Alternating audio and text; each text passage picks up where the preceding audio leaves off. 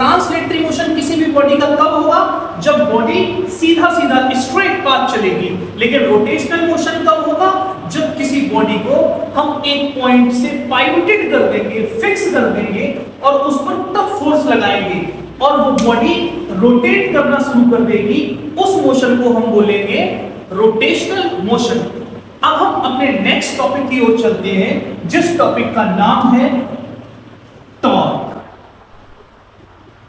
Torque, इसको एक नाम से और जानते हैं, मूवमेंट ऑफ फोर्स। इसी टॉर्क को बोलते हैं मूवमेंट ऑफ फोर्स। और एक नाम से और जानते हैं टर्निंग इफेक्ट ऑफ फोर्स।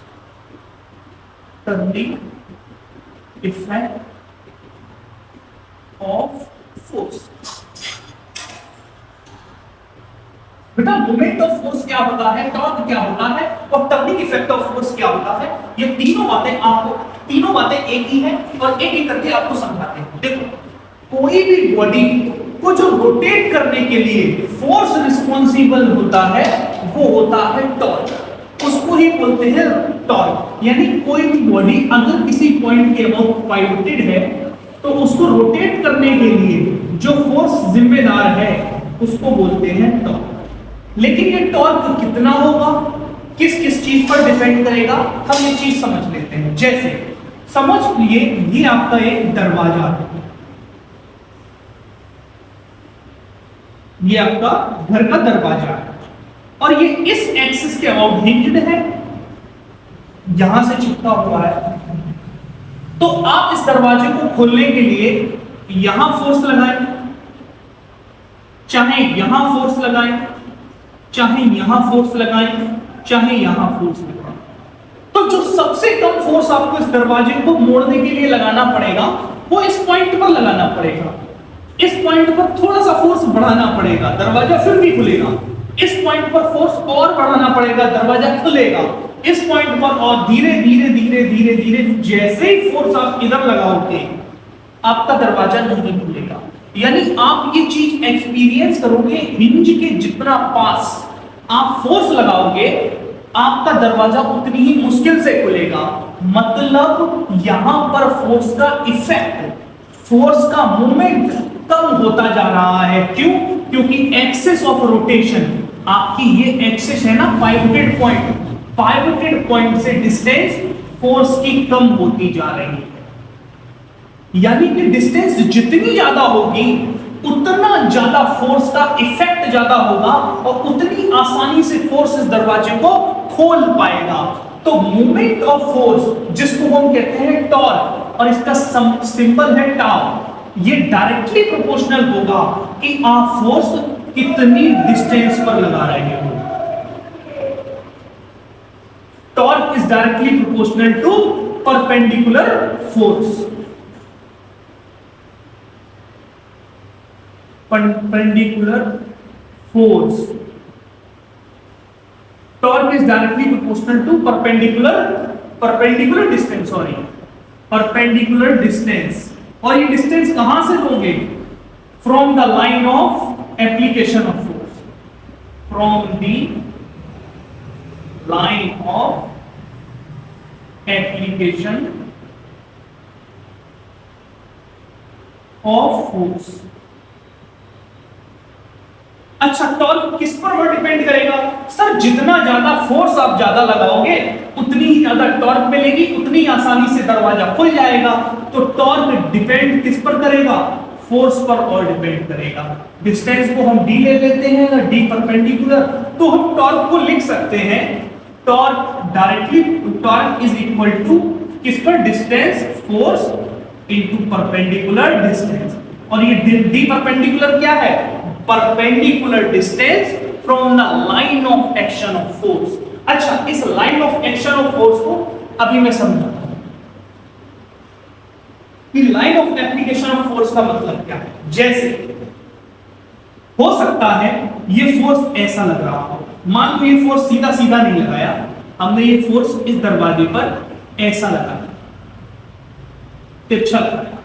तो फोर्स को हम क्या करेंगे? हम इसकी लाइन को प्रोड्यूस कैसे करेंगे?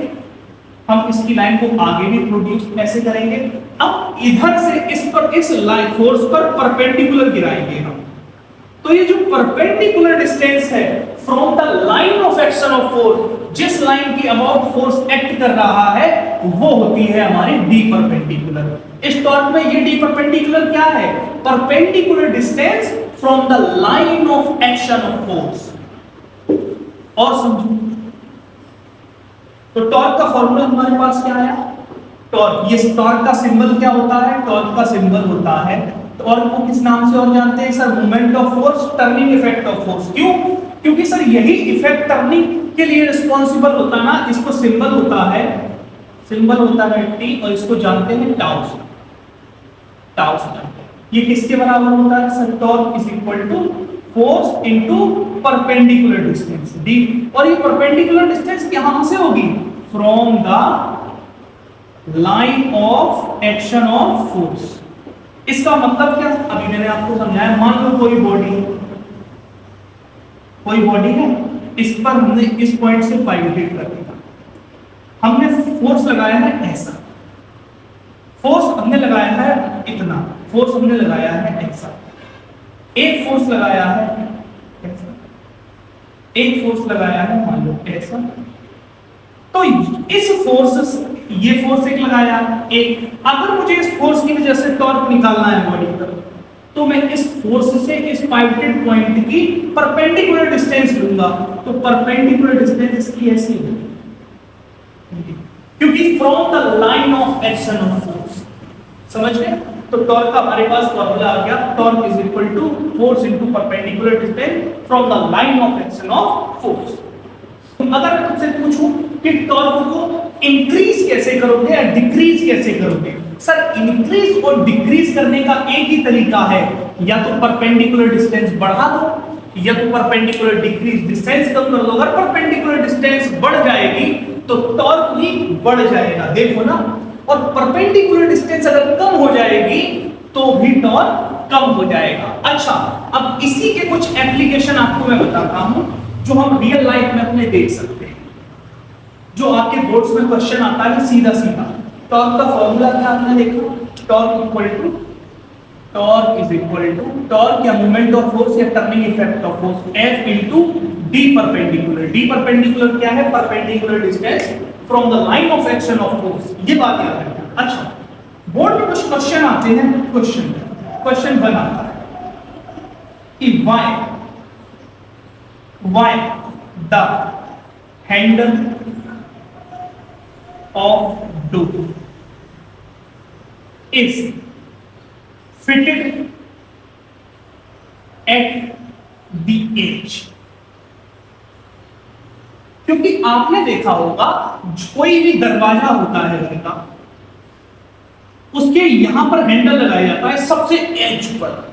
एज पर ही हैंडल क्यों लगाया जाता है? एज पर हैंडल इसलिए लगाया जाता है क्योंकि जब आप एज पर हैंडल लगाते हो तो आप फोर्स तो उसी हैंडल पर लगाते हो ना, उसी से बंद करते हो, उसी से खोलते हो।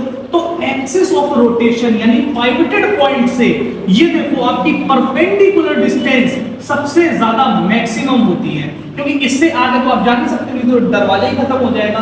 तो एज पर सबसे ज्यादा, सबसे एज पर क्यों लगाते हो हैंडल एज पर इसलिए लगाते हैं क्योंकि परपेंडिकुलर डिस्टेंस बढ़ जाती है, और परपेंडिकुलर डिस्टेंस अगर बढ़ जाती है तो तुम्हारा टॉर्क मैक्सिमम होता है, और टॉर्क मैक्सिमम होता है तो टर्निंग इफेक्ट ज्यादा होगा। टर्निंग इफेक्ट ज्यादा होगा तो फिर दरवाजा आसानी से खुल जाएगा। दूसरा एप्लीकेशन इसी पर बेस्ड होता है। क्वेश्चन 2 आता है कि कोई भी अपने पुराने टाइम में जो आटा चक्की होती थी, एक ही आटा चक्की रही, इसके ऊपर दूसरा वो रखा, इसके सेंटर में ये पाइवोटेड होते थे, दोनों जोड़े होते थे, एक के ऊपर दूसरा घूमता था। तो जो इस आटा चक्की का हैंडल होता था वो सबसे दूर लगाया जाता था इसको घुमाने के लिए। दूर क्यों लगाया जाता था? क्योंकि सर हमको पता है torque is equal to force into D perpendicular. जैसे ही तुमने हैंडल दूर लगाया तो परपेंडिकुलर डिस्टेंस बढ़ गई। परपेंडिकुलर डिस्टेंस बढ़ गई जैसे ही एक्सिस ऑफ रोटेशन से, तो सर आपका टॉर्क मैक्सिमम हुआ, और टॉर्क मैक्सिमम हुआ तो टर्निंग इफेक्ट मैक्सिमम हुआ, क्योंकि टॉर्क ही तो रिस्पॉन्सिबल है किसी चीज को रोटेट करने के लिए। तो ये आटा चक्की कम ताकत में आसानी से घूमेगी। एक क्वेश्चन और आता है किसी एप्लीकेशन पर बेस्ड तुम्हारे बोर्ड एग्जाम में, ये सारी चीजें आपको नोट्स में प्रॉपर तरीके से मिलेगी। जैसे एक क्वेश्चन ये होता है कि आपने रोड पर कभी भी देखा है किसी ड्राइवर को टायर खोलते हुए, तो जब वो टायर खोलते हैं तो वो एक रिंच रखते हैं, वो नट में फंसाते हैं, और उसका हैंडल बहुत लॉन्ग होता है। हैंडल लॉन्ग क्यों होता है? हैंडल लॉन्ग होता है क्योंकि सर जितनी दूर से आप फोर्स लगाओगे परपेंडिकुलर डिस्टेंस बढ़ जाएगी, और परपेंडिकुलर डिस्टेंस जितनी ज्यादा होगी टॉर्क उतना ज्यादा होगा, यानी कम फोर्स में ज्यादा टॉर्क मिलेगा, और ये नट आराम से खुल जाएगा। क्योंकि टायर उसका ट्रक का खोलने के लिए ज्यादा ताकत लगती है, तो रिंच लंबी कर देते हैं हम लोग, जिससे हमें टॉर्क ज्यादा मिले, और टॉर्क ज्यादा मिलता है तो आसानी से खुल जाता है। तो सब में कॉन्सेप्ट एक ही है सर, पाइवटेड पॉइंट से परपेंडिकुलर डिस्टेंस बढ़ जाती है, परपेंडिकुलर डिस्टेंस बढ़ जाती है तो सर हमारा टॉर्क का इफेक्ट, टर्निंग इफेक्ट, और हमारा टॉर्क ज्यादा हो जाता है। टॉर्क ज्यादा होने की वजह से हमारा टर्निंग इफेक्ट ज्यादा होगा, जिसकी वजह से आसानी से कोई भी चीज खुल जाएगी। अच्छा, तुमसे एक चीज और पूछता हूं, एक बहुत ही अच्छा क्वेश्चन है, इसको और समझ लो, एप्लीकेशन बेस्ड, क्योंकि बोर्ड में आपके एप्लीकेशन बेस्ड क्वेश्चन बहुत आए हैं। एक क्वेश्चन है, मान लो ये कोई एक हेलीकॉप्टर है, बना दे रहा हूं बच्चों, ड्राइंग मेरी ज्यादा अच्छी नहीं है, मान लेना हेलीकॉप्टर। अरे मान लो यार पुराना सा हेलीकॉप्टर, ये उड़ रहा है, ठीक है, उड़ रहा है आसमान में। क्या हुआ, इसकी रेस्क्यू टीम, इसमें ऊपर आदमी बैठा हुआ है इस हेलीकॉप्टर, इस आदमी ने क्या किया, एक दूसरे आदमी को बचाने के लिए नीचे एक लेडर लटकाई, लेडर लटकाई, लेडर लटकाई, लेडर लटकाई, हेलीकॉप्टर हवा में घूम रहा है। दूसरे आदमी जो नीचे था उसने इस लेडर को पकड़ के चढ़ना चाहा, इस लेडर को पकड़ा, इस सीढ़ी को पकड़ के ऊपर चढ़ना चाहा, मोटा सा था बहुत ज्यादा। अब क्या होगा, जैसे ही इसने चढ़ना चाहा, इसके चढ़ने की वजह से क्या हुआ, देखो, अगर मैं तुमसे कहूं एक्सिस ऑफ रोटेशन क्या है, एक्सिस ऑफ रोटेशन ये है, इसने यहां पर इस लेडर को पकड़ रखा है, तो लेडर पाइवटेड है ना, इस पॉइंट के अबाउट, इस पॉइंट के अबाउट पाइवटेड है ना। जैसे इस आदमी ने चढ़ना चाहा तो ये लेडर ऐसे ऐसे ऐसे ऐसे पेंडुलम की तरह घूमने लगी। तो ऐसा ये क्या करे, ऐसा ये व्यक्ति क्या करे कि लेडर कम घूमे और ये आसानी से चढ़ जाए, क्योंकि लेडर ज्यादा घूमेगी तो ज्यादा दिक्कत होगी इसको। तो देखो इसको क्या करना चाहिए, हम ये पता लगाते हैं घूम क्यों रहा है। घुमाने के लिए तो एक ही फोर्स रिस्पॉन्सिबल होता है, वो टॉर्क, तो कहीं ना कहीं इस पर टॉर्क लग रहा होगा। देखो तुम्हारी एक्सिस ऑफ रोटेशन ये है, इस पर एक फोर्स लग रहा होगा mg नीचे की तरफ, उसको बोलेंगे इसका वेट। अगर मैं तुमसे पूछूं वेट और पर एक्सिस ऑफ वेट क्या है, फोर्स ही तो है। इस फोर्स की परपेंडिकुलर डिस्टेंस कितनी है, मान लो d। अगर इसके बीच में परपेंडिकुलर डिस्टेंस है तो इस परपेंडिकुलर डिस्टेंस की वजह से इस पर टॉर्क आएगा, वो होगा F × d के बराबर, और ये टॉर्क ही इसको घुमाएगा ऐसा ऐसा ऐसा। तो ये घूमे ना, आसानी से चढ़े, तो क्या करें सर, एक काम करें, ये आदमी बिल्कुल लेडर से चिपक जाए, लेडर के बिल्कुल क्लोज आ जाए, और फिर लेडर को पकड़ के चढ़ना शुरू करें। जैसे ही लेडर के क्लोज आ जाएगा तो जो इसकी पाइवटेड पॉइंट है, इसने पकड़ रखा है, इसी के सीट में देखो एकदम इसका वेट रिएक्ट करेगा, यानी कि इस आदमी के पर लगने वाला वेट और इस एक्सिस ऑफ रोटेशन यानी ये d परपेंडिकुलर 0 हो जाएगा। जैसे ही d परपेंडिकुलर 0 होगा, इस व्यक्ति पर टॉर्क लगना बंद हो जाएगा, जिसकी वजह से ये आदमी अब झूलना बंद कर देगा, अब आसानी से सीढ़ी पे चढ़ सकता है। समझ गए? ये एप्लीकेशन क्वेश्चन है जो आपके बोर्ड्स में बहुत पूछा जाता है। कि इस आदमी को क्या क्या करना चाहिए, इस आदमी को अपनी बॉडी को अलाइन कर लेना चाहिए इस लेडर के क्लोज, और क्लोज लेडर के होकर उस पर फिर चढ़ना चाहिए, जिसकी वजह से परपेंडिकुलर डिस्टेंस 0 हो जाए तो इस पर टॉर्क लगनी बंद हो जाए। ठीक है,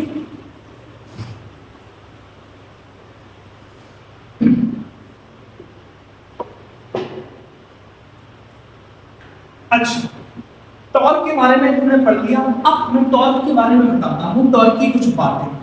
बेटा फोर्स कैसी क्वांटिटी है, फोर्स सर वेक्टर क्वांटिटी है, फोर्स वेक्टर क्वांटिटी है तो टॉर्क कैसी क्वांटिटी है, टॉर्क भी एक वेक्टर क्वांटिटी है, torque is a vector quantity.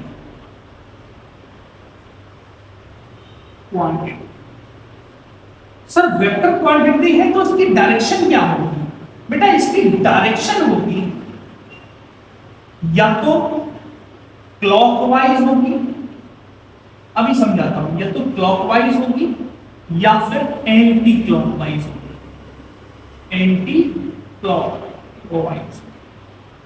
इस क्लॉकवाइज को हम लेते हैं नेगेटिव, इस एंटी क्लॉकवाइज को हम हमेशा लेते हैं पॉजिटिव। ठीक है, और ये क्लॉकवाइज को एक नाम से और जानते हैं, इनवर्ड डायरेक्शन और आउटवर्ड डायरेक्शन।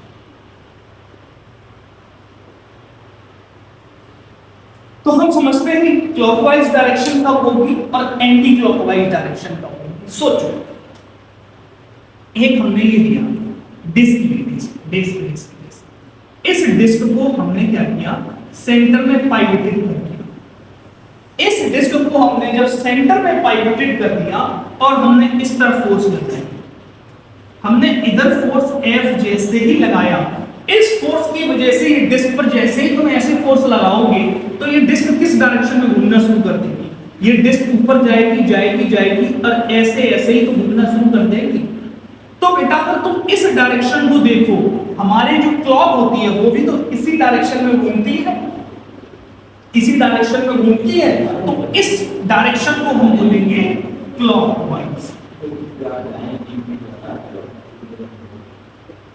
क्योंकि इस फोर्स इनटू ये परपेंडिकुलर डिस्टेंस, तो इस पर जो टॉर्क लग रहा होगा, टॉर्क होगा F इनटू d, लेकिन ये टॉर्क की डायरेक्शन क्या होगी, सर इस फोर्स की वजह से जो टॉर्क आएगा, क्योंकि इस फोर्स का काम क्या है, क्लॉकवाइज घुमाना इस डिस्क को, तो इस फोर्स की वजह से जो टॉर्क आएगा वो होगा क्लॉकवाइज, और क्लॉकवाइज टॉर्क को हम नेगेटिव लेते हैं, और इसको एक नाम से और जानते हैं इनवर्ड। इनवर्ड क्यों बोलेंगे अभी मैं बताता हूं।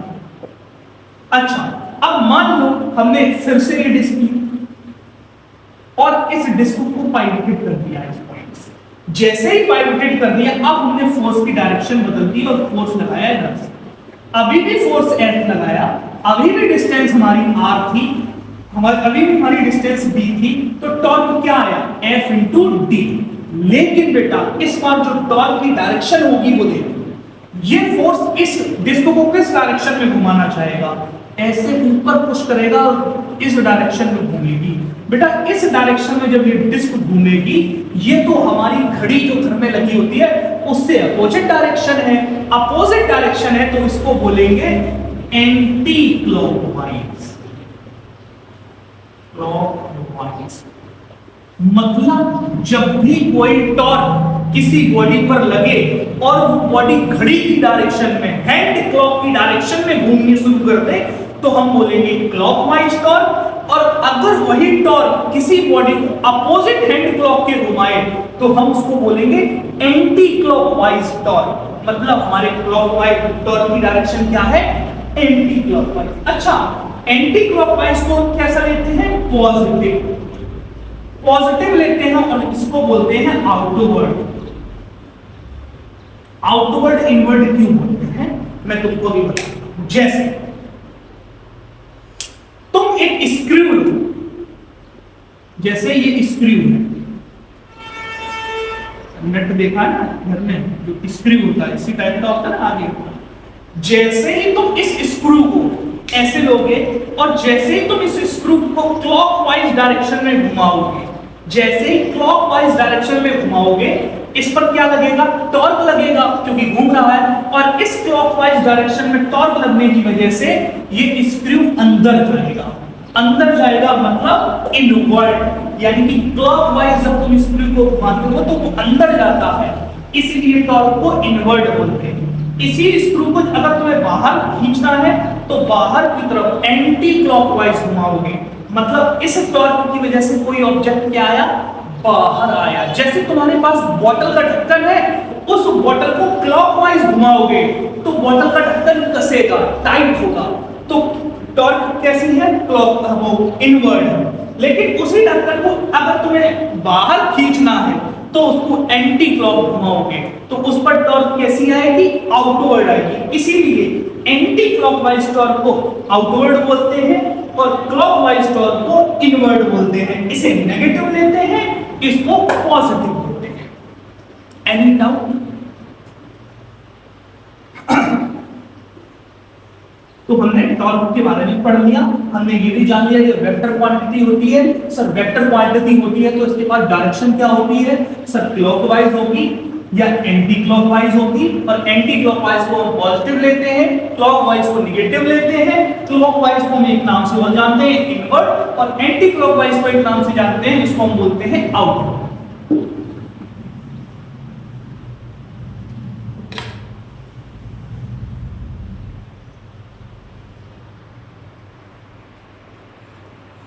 फैक्टर अफेक्टिंग दी टॉर्क, तो कौन कौन से फैक्टर टॉर्क पर इफेक्ट करते हैं, तो टॉर्क पर दो फैक्टर हैं जो काम करते हैं। पहला फोर्स, यानी कि फोर्स जितना ज्यादा टॉर्क उतना ज्यादा, torque is directly proportional to force. दूसरा क्या चीज थी, perpendicular distance from the line of application of force, मतलब ये फोर्स पाइवटेड पॉइंट से और तुम्हारी एक्सिस ऑफ रोटेशन से कितना दूर लग रहा है, इस बात पर भी डिपेंड करेगा।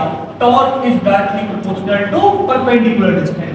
तो टॉर्क का फॉर्मूला मिल गया था हमें, torque equal to F into D perpendicular. तो अगर मैं तुमसे पूछूं अब टॉर्क को डिफाइन करो, तो कुछ नहीं, simply torque is defined as the product of force and the perpendicular distance from the line of action of force, यानी कि हम कहेंगे torque is defined as the product of force, torque is defined as the product of force and the perpendicular distance from the line of action of force। मतलब अगर मैं इस object को इधर पकड़ लूं, इसको पाइवटेड कर दूं, अब मैं इस पर फोर्स लगाऊं, टॉर्क किस किस पर डिपेंड करेगा कि मैं कितना फोर्स लगा रहा हूं। दूसरा इस बात पर डिपेंड करेगा कि फोर्स कितना दूर लगा रहा हूं। अगर यहां लगाऊंगा तो टॉर्क कम, यहां लगाऊंगा तो थोड़ा ज्यादा, और यहां एच पर लगाऊंगा तो टॉर्क सबसे ज्यादा। और मैं पूछूं टॉर्क कैसी क्वांटिटी है, वेक्टर क्वांटिटी है, इसकी डायरेक्शन क्या होगी, सर या तो क्लॉकवाइज या तो एंटी क्लॉकवाइज। क्लॉकवाइज को एक नाम से और जानते हैं, इनवर्ड, और दूसरा नाम है आउटवर्ड। क्लॉकवाइज को नेगेटिव लेंगे, एंटी क्लॉकवाइज को पॉजिटिव लेंगे। अब हम अपना नेक्स्ट टॉपिक पढ़ते हैं, method of changing the direction of torque. इस डायरेक्शन को टॉर्क की हम किस किस तरीके से बदल सकते हैं। तो सर टॉर्क की यूनिट क्या होगी, टॉर्क का फॉर्मूला क्या है, force into perpendicular distance. Force की यूनिट न्यूटन और डिस्टेंस की यूनिट होती है मीटर, तो टॉर्क की यूनिट क्या हो गई, न्यूटन मीटर। सीजीएस यूनिट की अगर बात करूं तो फोर्स की सीजीएस यूनिट क्या होती है, डाइन, पढ़ी होगी आपने 9th में, और मीटर की सीजीएस यूनिट क्या होती है, सेंटीमीटर। तो सीजीएस यूनिट टॉर्क की क्या हो गई, डाइन सेंटीमीटर। अच्छा तुमको एक बात पता है, एक न्यूटन में कितने डाइन होते हैं, 10 to power 5 dyne multiply by, एक मीटर में कितने सेंटीमीटर होते हैं, 100 सेंटीमीटर। तो 10 to power 5 dyne multiply by 100 centimetre equal to 10 to power 7 dyne centimetre. ये तुम्हारा रिलेशन आ गया कि एक न्यूटन मीटर में कितने डाइन सेंटीमीटर होते हैं, 10 टू पावर 5 डाइन सेंटीमीटर। उसकी डायरेक्शन को हम उसके बारे में पढ़ लिया। अब नेक्स्ट टॉपिक पढ़ने जा रहे हैं couple. COUPLE, couple of force. यानी कि कपल का मतलब क्या होता है? कपल का मतलब जब भी मैं लोगों से पूछता हूं कहते हैं दो लोग। दो लोग नहीं, अगर रियल वर्ल्ड में कपल का मतलब सोचो तो कपल का मतलब होता है सर मैन प्लस वुमेन। यानी कि दो इक्वल एंड ऑपोजिट। यानी कि कपल का मतलब है दो इक्वल एंड अपोजिट लोग जब एक साथ काम करें तो उसको हम बोलते हैं कपल। तो यहां पर जो हम पढ़ने जा रहे हैं वो है couple of force. Couple of force, couple of force क्या होता है? जब भी जैसे ये रही कोई बॉडी, इसको हमने बीच में पाइवोटेट कर दिया, बीच में पाइवोटेट कर दिया। जब भी किसी बॉडी पर दो equal and opposite force act करते हैं तो हम उनको कपल बोलते हैं। यानी कि पहली कंडीशन कपल की क्या होनी चाहिए कि वो फोर्स इक्वल होने चाहिए, यहां भी F तो यहां भी F। दूसरी कंडीशन क्या होनी चाहिए? वो फोर्स अपोजिट होनी चाहिए। अगर ये नीचे की तरफ लग रहा है तो ये ऊपर की तरफ लगना चाहिए। तो कपल की डेफिनेशन क्या हो गई? When two equal and opposite force, when two equal and opposite force act on a body. When two equal and opposite force act on a body forms couple. तो कपल की condition क्या है? दो force होने चाहिए और वो कैसे होने चाहिए? Equal and opposite. सर दो फोर्स मान लो ये तुम्हारा O है, ये तुम्हारा O है, ये तुम्हारी पोजीशन A है, ये तुम्हारी पोजीशन B है, ठीक है? अच्छा, तो अगर मैं तुमसे पूछूं इस पॉइंट O के अबाउट अगर बॉडी हिंज है तो इस फोर्स का टॉर्क इस पॉइंट O के अबाउट क्या आएगा? सर इसके अबाउट टॉर्क एट B क्या होगा? जो फोर्स B पर एक्ट कर रहा है उसका टॉर्क क्या होगा? Force into perpendicular distance. Perpendicular distance कितनी है यहां पे? Sir OB। अच्छा एक बात बताओ, टॉर्क हमेशा डायरेक्शन के साथ लिखी जाती है, तो अगर मैं तुमसे पूछूं इसकी वजह से टॉर्क की डायरेक्शन क्या होगी, तो इसकी वजह से ये इस रूलर को इस नीचे की तरफ घुमाना चाहेगा। नीचे मतलब ऐसा घुमाना चाहेगा क्लॉकवाइज डायरेक्शन में। डायरेक्शन कैसी है? क्लॉकवाइज। क्लॉकवाइज। अच्छा क्लॉकवाइज कैसे होगी? नेगेटिव। अच्छा दूसरा, इस फोर्स की वजह से डायरेक्शन क्या आएगी? टॉर्क इस फोर्स की वजह से भी लगेगा जो ए पर एक्ट कर रहा है, तो इसकी वजह से टॉर्क क्या होगा? Force into perpendicular distance OA। ये इसकी वजह से कैसे घूमना चाहिए? रूलर ऐसे घूमना चाहिए, ऊपर जाएगी मतलब इस डायरेक्शन में। ये भी डायरेक्शन बेटा क्लॉकवाइज है, यानी इस फोर्स की वजह से भी डायरेक्शन क्लॉकवाइज आई, इस फोर्स की वजह से भी डायरेक्शन क्लॉकवाइज आई। बेटा जब दोनों फोर्स एक ही डायरेक्शन में है तो नेगेटिव साइन लेने का मतलब ही नहीं है, हम इन दोनों में ही साइन नहीं लेते क्योंकि दोनों ही फोर्स सेम है।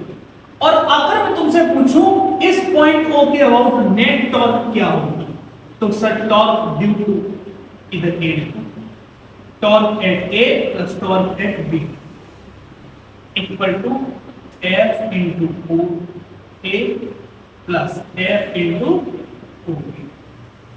नेगेटिव साइन, देखो नेगेटिव साइन लेने का कोई मतलब नहीं था क्योंकि दोनों ही अगर क्लॉकवाइज हैं या दोनों ही एंटी क्लॉकवाइज हैं, साइन में क्या बताता है कि डायरेक्शन अपोजिट है। जब दोनों ही एक ही डायरेक्शन में तो नेट टॉर्क हमारा कैसा आएगा? नेट टॉर्क भी हमारा क्लॉकवाइज ही तो आएगा, साइन सिर्फ डायरेक्शन बताता है। तो बेटा F ले लो कॉमन, तो OA plus OB। OA plus OB किसके बराबर होगी? सर पूरी लेंथ AB के बराबर, और AB को हम क्या बोलते हैं? लेंथ ऑफ द आर्म, यानी कि टोटल लंबाई इस आर्म की, लेंथ ऑफ द आर्म। तो OA प्लस OB किसके बराबर होगी? F into OA plus OB यानी AB के बराबर। और इसको हम लिख सकते हैं force into length of the arm, यानी इन दोनों फोर्सेस की वजह से जो मूवमेंट आया इसको बोलेंगे टॉर्क नेट को क्या बोलते हैं? Movement of couple, movement of couple, यानी दोनों फोर्स की वजह से जो तुम्हारा टॉर्क आया है। Movement of couple is equal to, ये तुम्हारा कपल का फॉर्मूला, और movement of couple is equal to F into AB। AB क्या है? Force into length of the arm, यानी आर्म की टोटल लंबाई कितनी है, इस चीज मल्टीप्लाई कर दो तो कपल निकालने का तुम्हारे पास फॉर्मूला आ गया। तो कपल, मूवमेंट ऑफ कपल निकालने का डायरेक्ट फॉर्मूला F, इनमें से कोई फोर्स ले लो, either of the forces multiply length of the arm, की दोनों फोर्स के बीच की डिस्टेंस कितनी है, ये तुम्हारे कपल का फॉर्मूला आ गया। तो अगर मैं इसको लिखना चाहूं तो साफ साफ ऐसे लिख सकता हूं, moment of couple is equal to either of the forces, either of the force multiply by perpendicular distance, और इस perpendicular distance between the forces लिख दो, या लिख दो length would be R, length of the arm, ये तुम्हारे couple का मोमेंट का फॉर्मूला है।